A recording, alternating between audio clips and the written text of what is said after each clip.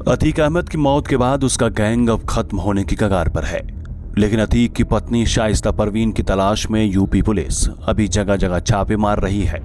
शाइस्ता परवीन उमेश पाल हत्याकांड के बाद से ही फरार चल रही है। इस हत्याकांड में शाइस्ता भी आरोपी है। शाइस्ता अपनी गिरफ्तारी से बचने के लिए दर दर छिपती फिर रही है। उसे गिरफ्तारी का इतना डर है कि ना तो वो अपने चहेते बेटे असद के जनाजे में पहुंची और ना ही पति अतीक अहमद और अशरफ के जनाजे में। उसके गायब रहने से सवाल गहराता जा रहा है कि आखिर शाइस्ता कहां है। जानकारी यह भी है कि शाइस्ता के साथ अतीक की बहन आयशा नूर भी है। वह जहां जाती है आयशा को साथ ले जाती है। क्या शाइस्ता अतीक के कुकर्मों में भागीदार है? दरअसल यह सवाल इसलिए भी उठ रहा है कि हाल ही में प्रयागराज के एक बिल्डर और अतीक को चुनौती देने वाले जिशान ने अतीक और शाइस्ता को लेकर कई बड़े खुलासे किए हैं। जिशान का कहना है कि शाइस्ता अतीक अहमद से ज्यादा खूंखार है। वह बहुत शातिर है। जिशान का दावा है कि शाइस्ता ने कई लोगों को धमकी देकर रंगदारी मांगी है।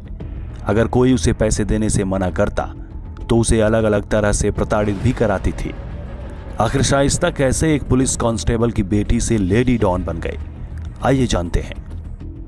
शाइस्ता का जन्म साल 1972 में प्रयागराज के दामूपुर गांव में हुआ था। उसके पिता फारूक यूपी पुलिस में कांस्टेबल थे। 4 बहनों और 2 भाइयों में शाइस्ता सबसे बड़ी है। लंबे समय तक वह प्रतापगढ़ में ही रही और यहीं से उसने अपनी काफी पढ़ाई भी पूरी की। शाइस्ता ने ग्रेजुएशन किया है। साल 1996 में अतीक का नाम यूपी के माफियाओं में शुमार हो गया था। वहीं इसी साल शाइस्ता की शादी अतीक से हुई थी।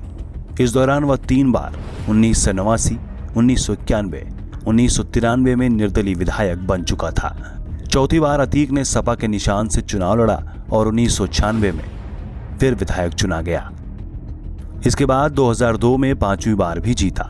2004 में वह फूलपुर से सांसद चुना गया। अतीक और शाइस्ता के कुल 5 बच्चे हुए। सबसे बड़ा बेटा उमर, फिर अली, असद और 2 नाबालिग बेटे। इसमें असद का एनकाउंटर हो गया है। वहीं उमर और अली जेल में बंद हैं। दोनों नाबालिग बेटे बाल सुधार गृह में हैं। बताया जाता है कि शुरुआत में शाइस्ता ने केवल घर और परिवार संभाला, लेकिन आगे चलकर वह अतीक के अपराध वाली दुनिया में भी कदम रखती गई।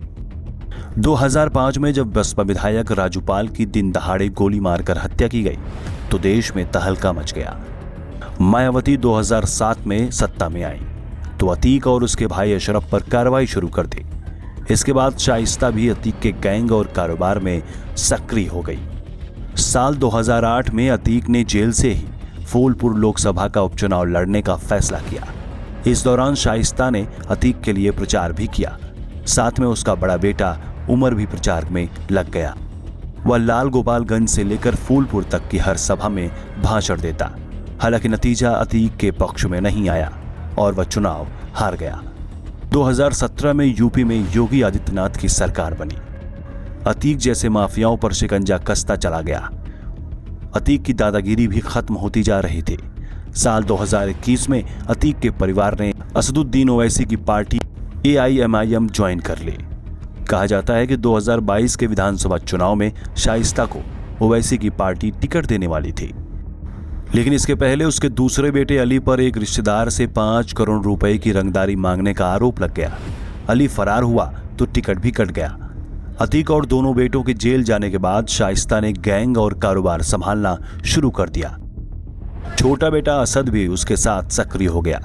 दोनों मिलकर प्रयागराज से लेकर कई जिलों के बिल्डर्स और व्यापारियों को धमकाते और रंगदारी मांगते। जेल से अतीक प्लान बनाता था और उसे बाहर शाइस्ता और असद कामयाब बनाते थे। शाइस्ता अपराध से सने अपने साये को राजनीति में उतारना चाहती थी।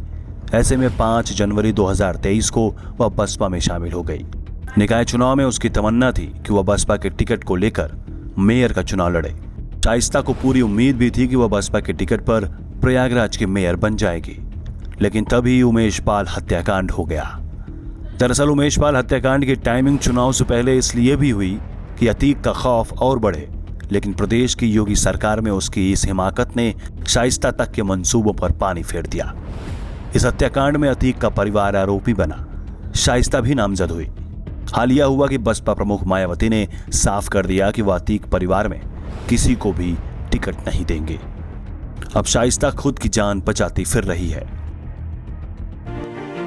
अपने शहर की खबरों को पाने के लिए हमारे चैनल न्यूज़ बुक 24 को सब्सक्राइब करें।